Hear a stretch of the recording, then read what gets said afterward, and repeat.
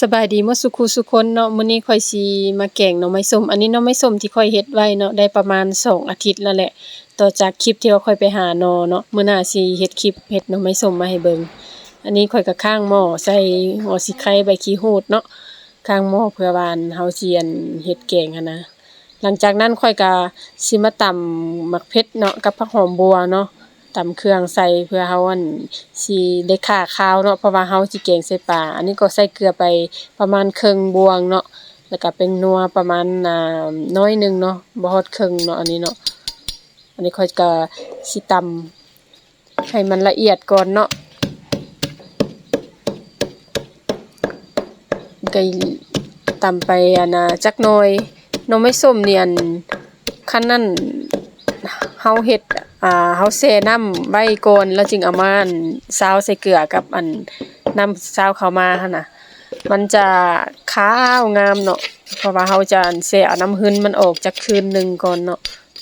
สูตรหน่อไม้ส้มข้อยเฮ็ดหันนะมื้อหน้าข้อยสิอัดคลิปมาให้เฮ็ดมาให้เบิ่งเนาะว่าวิธีเฮ็ดแนวใดเนาะมันจึงสิขาวสิงามเก็บไว้ได้ตลอดปีหลังจากนั้นข้อยก็ใส่เครื่องหมักเผ็ดที่ข้อยตำเนาะแล้วก็สิเอาหน่อไม้ส้มข้อยหั่นลงใส่เลยแต่ว่า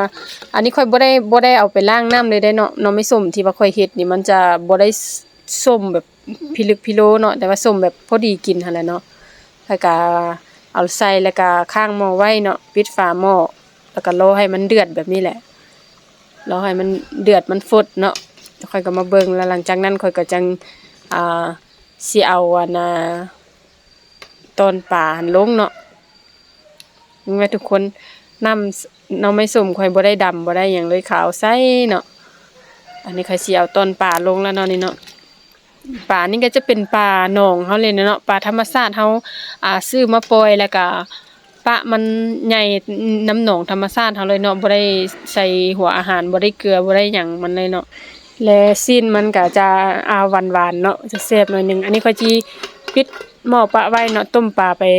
จักหน่อยเนาะต้มบ่โดนหลายเนาะเพราะว่าตอนซีนปลาเฮาสิเปื่อยเนาะต้มพอมันฟดเนาะมันฟดกะว่าปลาเฮาสุกแล้วแล้วก็มีแต่เอาผักหอมใส่ผักหอมข้อยก็สิใส่ผักอีตูกับใบผักบัวเนาะเพราะว่ามันจะหอมอีตูกับหอมใบผักบัวได้เนาะคันใส่แนวอื่นก็สิบ่เป็นกินเนาะทางเหนือเฮานี่สิใส่ผักหอมเนาะเป็นผักอีตูหรือว่าผักหอมแต่ว่าทางใต้เขาอาจจะใส่เป็นผักขะแยงก็ได้เนาะอันนี้ข้อยก็บ่แน่ใจแต่ว่าแถวเหนือทางเฮานี่จะแกงแบบนี้เนาะอันนี้แกงแล้วเด้อพี่น้องนี่ค่อยก็สิตักไปกินข้าวแล้วเนาะ มื้อนี้บ่มีอาหารอิหยังพิเศษหลายเนาะก็สิมีแต่แกงหน่อไม้ส้มนี่แหละใส่กับปลามาเด้อทุกคนมากินข้าวนำกันเนาะ ง่ายๆกินแบบสบายๆเนาะอยู่บ้านนอกคอกนาเฮาก็สิประมาณนี้แหละ